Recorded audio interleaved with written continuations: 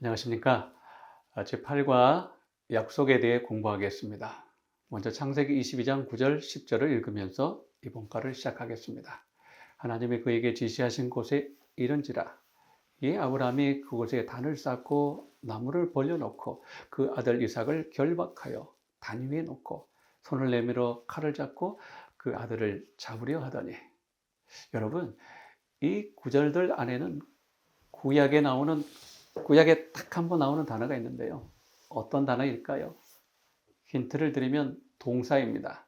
하나 더 힌트를 드리자면 9절 안에 있지요. 바로 결박하다라는 단어입니다.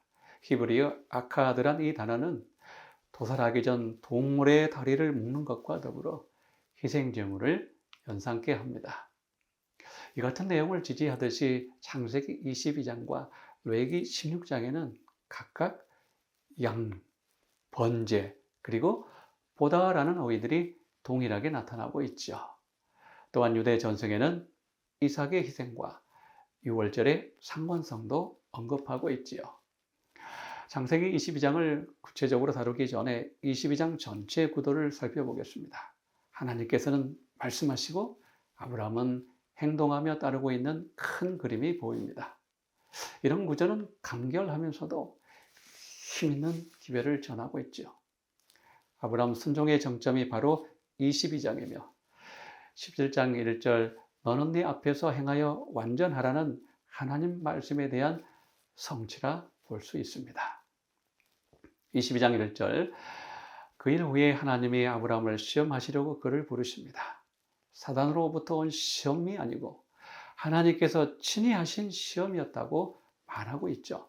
한글 성경에는 하나님이 시험하다로 되어 있으나 원어에는 하나님 앞에 정관사 그가 붙어 있습니다. 그냥 하나님이 아니고 그 하나님이 시험하셨습니다. 아브라함을 지금까지 인도하시고 또 아브라함을 너무도 잘 아시는 그 하나님, 즉 아브라함의 하나님께서 시험하셨다는 뜻입니다. 깜짝 놀랄 일 아닌가요? 여러분, 그러나 하나님의 시험의 목적에는 사람의 마음을 판단할 의도도 있지만 시험당하는 자에게 은혜를 보여주시려는 의도도 있다는 것을 잊지 않길 바랍니다. 다른 경우에는 하나님께서 시험하시는 이유들을 분명히 밝히셨는데 이곳 아브라함에게는 알리지 않으셨습니다. 그럼에도 아브라함은 순종으로 하나님의 뜻을 이룹니다. 창세기 12장에 이어 22장에도 또 부르셨습니다. 이미 하나님 부름에 응해 본토, 친척, 아비의 집을 떠났습니다. 더 이상 버리고 떠날 것이 없다 생각했는데 갑자기 독자 이삭을 번제로 드리라 하십니다. 독자 이삭으로부터 떠나라 하신 것이죠. 여러분, 아브라함은 서운하지도 섭섭하지도 않았을까요? 그동안 친척도 조카 롯과도 헤어지고 또 창세기 17장에서는 이스마엘마저 떠나보냈는데요. 해도 너무하신 것 아닐까요? 여러분, 창세기 22장에서 아브라함이 가장 많이 한 말은 무슨 말이었을까요? 하나님 안 됩니다. 이삭만큼은 절대 안 됩니다. 이런 말이었나요? 하나님 제발 제구해 주십시오. 하나님 왜 저를 이렇게도 힘들게 하십니까? 여태까지 많이 헌신했는데 이제 그만하면 족하지 않습니까? 이와 같은 호소였나요? 아니었습니다. 만약 우리였다면 아마도 이런 말들을 훨씬 능가했을 것입니다. 여러분, 창세기 22장에서 아브라함이 가장 많이 한 말은 무엇이었을까요? 그것은 내가 여기 있나이다 였습니다. 하나님께도 아들 이삭에게도 그리고 하나님 사자가 부를 때에도 언제나 여기 있다고 대답했습니다. 창세기 22장에서 내가 여기 있나이다, 내가 여기 있노라 라는 말 뒤에는 함께 동행하다는 행동이 나오고 있습니다. 여기서 배울 교훈은 함께 동행하기 위해서는 먼저 제가 여기 있습니다 라는 순종의 준비가 필요함을 알려주고 있지요. 다시 창세기 22장 2절로 돌아가겠습니다. 하나님께서는 그냥 내 아들을 번제로 드려라 하면 되셨을 텐데요. 왜 이곳에 내 아들, 내 사랑하는 독자, 그리고 이삭이라는 말들을 반복하면서 말씀하셨을까요? 미드라시는 이런 배경을 이해하는 데 도움을 제공합니다. 하나님께서 아브라함에게 너희 아들을 취하라 명하십니다. 어떤 아들인가요? 나는 아들이 둘인데요 라고 아브라함이 대답합니다. 그러자 하나님께서는 너의 유일한 독자 드려라 이렇게 말씀하셨습니다. 하나님, 이스마엘은 하갈의 독자고요. 이삭은 사라의 독자인데요. 아브라함이 다시 이렇게 말하자 하나님께서는 너가 가장 사랑하는 아들 말이다 라고 응수하셨습니다. 그러자 다시 나는 둘 다 사랑하는데요 라고 아브라함이 말합니다. 그러자 하나님께서 엄숙하게 이삭이라고 결론을 내려주셨습니다. 성경과 유대 문헌에 강조하고 있는 부분은 하나님께서 아브라함에게 혼돈과 의심의 여지를 아예 남기지 않으셨다는 것입니다. 아브라함에게 명하신 내용이 정확하게 전달되었다는 뜻이죠. 창세기 22장 3절 아브라함이 아침에 일찍 일어나 나귀의 안장을 지우고 두 종들과 그 아들 이삭을 데리고 번제에 쓸 나무를 쪼개어 가지고 떠나 하나님이 자기에게 지시하시는 곳으로 가더니. 여러분, 이 구절은 논리적으로 바르게 기록되어 있나요? 뭔가 이상한 것이 없나요? 시간이나 동작 순서가 바뀌지는 않았나요? 있습니다. 어디가 어색한가요? 그렇죠. 보통의 경우라면 나무를 쪼개고 난 후 안장을 지울 텐데요. 그날 아침은 안장을 먼저 지우고 그 다음에야 나무를 쪼개는 일이 벌어진 것이죠. 이삭을 번제로 드리라는 하나님의 말씀에 영향을 받은 아브라함의 마음의 상태가 고스란히 행동으로 나타난 것이었습니다. 그렇지만 아브라함은 모리아를 향해 출발합니다. 3일 길을 걸어갑니다. 아들과 함께요. 3일 길, 약 70km를 걷고 걸어도 결론은 똑같았습니다. 하나님 말씀에 순종하는 것이었죠. 자신과 다투고 싸웠지만 끝내 흔들리지 않았습니다. 창세기 22장 4절 눈을 들어 그곳을 멀리 바라본지라 드디어 모리아산에 도착했습니다. 아브라함은 불과 칼을 들고 이삭은 번제에 쓸 나무를 지고 올라갑니다. 여러분, 분명히 아브라함 일행 중에 2명의 종들과 나귀도 있었는데요. 왜 이삭이 나무를 지고 산을 오릅니까? 그것은 희생당할 자가 자신의 희생 도구를 지고 올라가는 모습이죠. 여기서 십자가를 지고 골고다 언덕을 오르실 예수님이 뚜렷하게 보이고 있습니다. 이삭은 불과 칼 그리고 번제 등으로 포위를 당하고 있죠. 번제에 드려질 희생 제물처럼 말이죠. 왜 사환들을 남기고 아버지와 아들만 올랐을까요?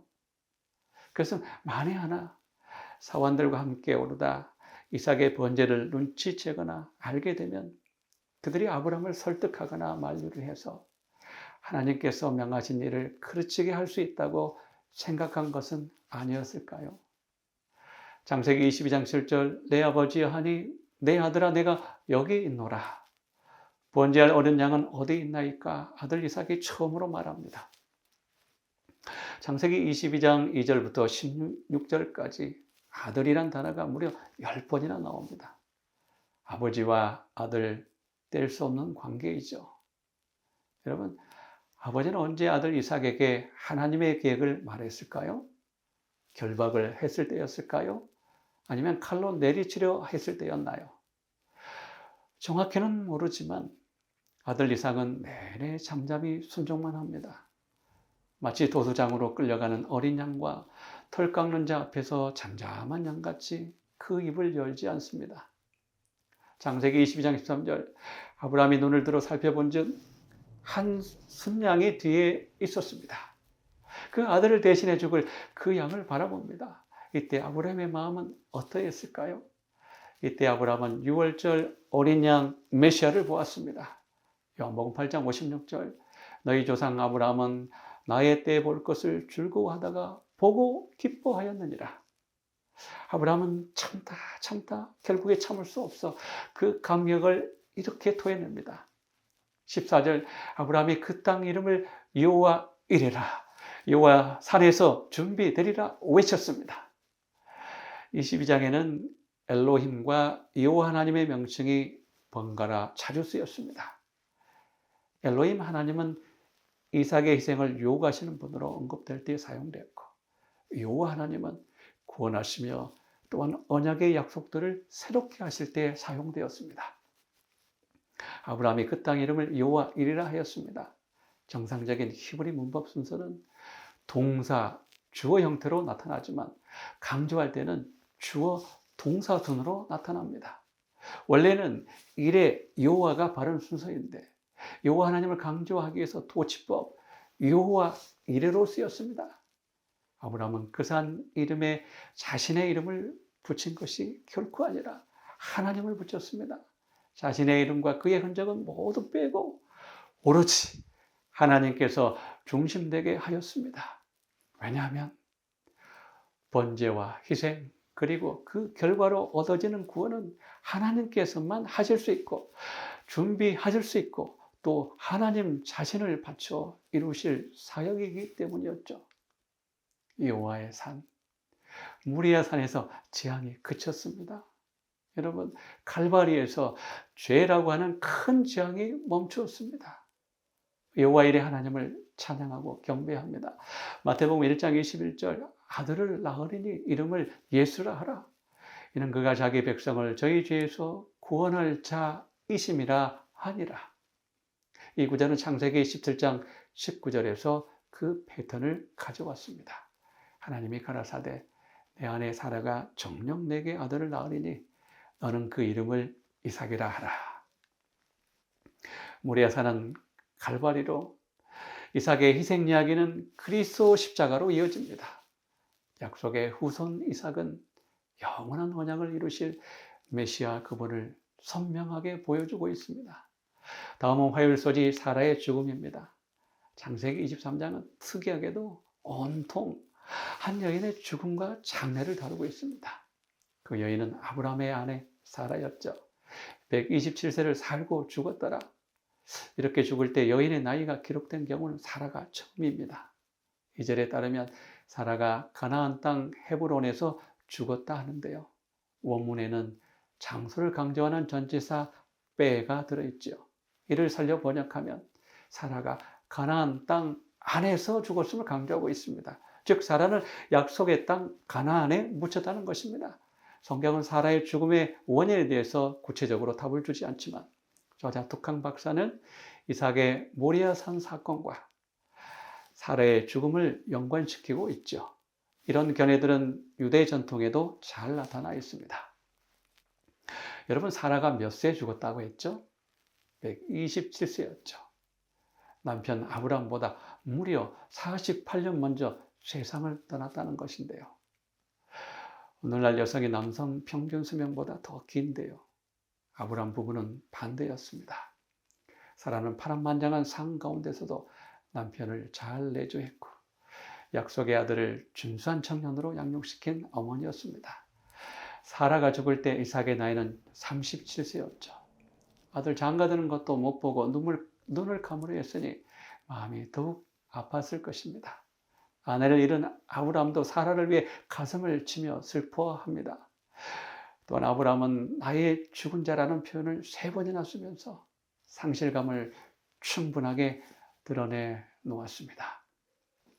19절 드디어 사라는 가나안 땅 헤브론 앞 막벨라 밭굴에 장사됩니다. 막벨라는 성경에 나오는 최초의 무덤입니다. 나중에 있을 분쟁을 없이 하기 위해서 아브라함은 대가를 지불하고 그곳을 샀습니다. 땅을 주시겠다는 하나님의 약속이 바로 여기서부터 이루어지게 된 셈이었죠. 다음은 수요일 이삭을 위한 아내에 대해서 연구하겠습니다. 창세기 22장에 들어서면 아브라함이 아들 이삭의 배우자를 찾기 위해 헤브론에서 하란 지역 나홀의 성까지 약 800km를 이동하게 합니다. 20여일 이상 걸리는 장거리 레이스였죠. 여러분, 창세기에서 가장 긴 장은 어디일까요? 그렇죠. 바로 24장입니다. 무려 67절이나 되는데요. 왜 이렇게 길까요? 중요한 이야기가 있기 때문이죠. 신부 찾는 이야기, 신랑 신부 결혼 이야기, 그리고 신앙의 명가를 이루는 방법 등이 나타나 있죠. 이곳에 아브라함의 의지는 확고부동합니다. 가나안 족속의 딸 중에서 절대 찾지도 택하지도 말고 내 고향, 내 족속에서 반드시 찾으라는 것이었죠. 같은 신앙, 같은 믿음이 이렇게도 중요하다는 것이죠. 사실 24장에는 남편 이삭에 대한 기록보다 대부분 리브가 이야기로 채워져 있습니다. 그만큼 신앙하는 배우자가 중요함을 알리고 있습니다. 장길섭 씨가 쓴 가족은 선물입니다 라는 책에는 이런 글들이 나열되어 있습니다. 가족은 닮았습니다. 코, 눈, 말하는 것도 닮았습니다. 걷는 것도 웃는 것도 닮았습니다. 자식은 부모의 부활입니다. 가족은 아이가 자라는 토양이죠. 토양의 질에 따라 화초의 크기와 향기가 달라지듯이 가족의 수준에 따라 아이의 크기가 달라집니다. 건강한 토양에서 자라는 화초는 병충해가 와도 이겨내듯이 건강한 가족에서 자란 아이들은 시련이 와도 이겨냅니다. 그렇습니다. 아브라함 가족처럼 우리네 가족들도 사명과 함께 부름받은 사람들입니다. 부모, 자녀, 자손 모두 건강한 믿음으로 소명에 임해야 하기 때문이죠. 우리는 창세기가 말하고 있는 특별한 며느리, 특별한 아내 리브가를 조금 더 생각해 보겠습니다. 창세기 22장 20절, 24절 리브가 가족이 소개되어 있는데요. 아브라함의 동생 나홀에게 8명의 아들이 있다고 합니다. 그 가운데 그무엘과 부두엘, 오직 두 사람의 자녀만이 기록되어 있습니다. 그리고 부두엘 자손을 언급할 때 첫 번째 나오는 이름이 바로 리브가입니다. 리브가가 그만큼 중요한 존재라는 것을 인식시켜주고 있죠. 또한 리브가 아버지 부두엘 이름에는 하나님의 사람 혹은 하나님이 거하시는 자라는 뜻을 담고 있지요. 아버지 또한 영적이고 믿음 있는 가장임을 알 수 있습니다. 가족의 긍정적 분위기가 있었지만 결국 사라 자신이 이삭의 아내가 되기로 결정합니다. 24장 58절 리브가를 불러 그에게 이르되 내가 이 사람과 함께 가겠느냐? 그가 대답하되 가겠나이다. 가겠나이다. 달리 말해 내가 떠나겠습니다 라는 말인데요. 이 말은 아브라함이 자주 썼던 표현과도 유사하지요. 24장 스토리에서 보여준 리브가의 성격이나 기질 등은 아브라함과 많이 닮아 있습니다. 일상에 민첩하고 부르심에는 신속하게 결정하는 타입이었죠. 특히 알지 못한 곳을 향해 떠났다는 대목에서는 아브라함 발자취를 더욱 느낄 수 있습니다. 또한 창세기 24장 60절 리브가에게 축복하여 가로되 우리 누이여 너는 천만인의 어미가 될지어다. 내 씨로 그 원수의 성문을 얻게 할지어다 라는 이 축복은 창세기 22장 17절에 나타난 아브라함이 받은 축복을 떠올리게 합니다. 다음은 목일소지 아브라함을 위한 아내입니다. 아내 사라를 장사 지내고 아들 이삭 결혼 후에 아브라함은 첩을 얻어 자녀를 두었다 말합니다. 그리고 22장 5절 아브라함이 말년에 법적 상속자 이삭에게 자기 모든 소유를 주었다 하였습니다. 이 표현은 재산뿐만 아니라 언약과 약속의 상속권도 확인시켜 주었다는 뜻이죠. 또한 다른 첩들의 아들들에게도 필요한 재산을 나누어 줄 만큼 아브라함은 너그러운 사람이었다고 말하고 있죠. 그리고 자신이 살아있는 동안 이삭의 권리와 관련된 분쟁의 소지를 없애기 위해 다른 아들들을 동방으로 보냅니다. 그냥 가게 한 것이 아니라 그들을 쫓아내어 버렸다, 추방했다로 해석될 만큼 단호한 의지를 갖고 보냈다는 것입니다. 비즈니스 역사에 위대한 업적을 남긴 스티브 잡스는 소문자 아이를 유독 좋아했다 합니다. 그의 히트작이라고 할 수 있는 아이패드, 아이맥, 아이폰 등이 대표적인 예죠. 이들 기기 안에서도 아이가 강조되어 있고 있습니다. 모리아산 사건을 통해서 아브라함은 인류를 구원하는 복음, 예수 그리스도를 더욱 기뻐하며 고대하게 되었습니다.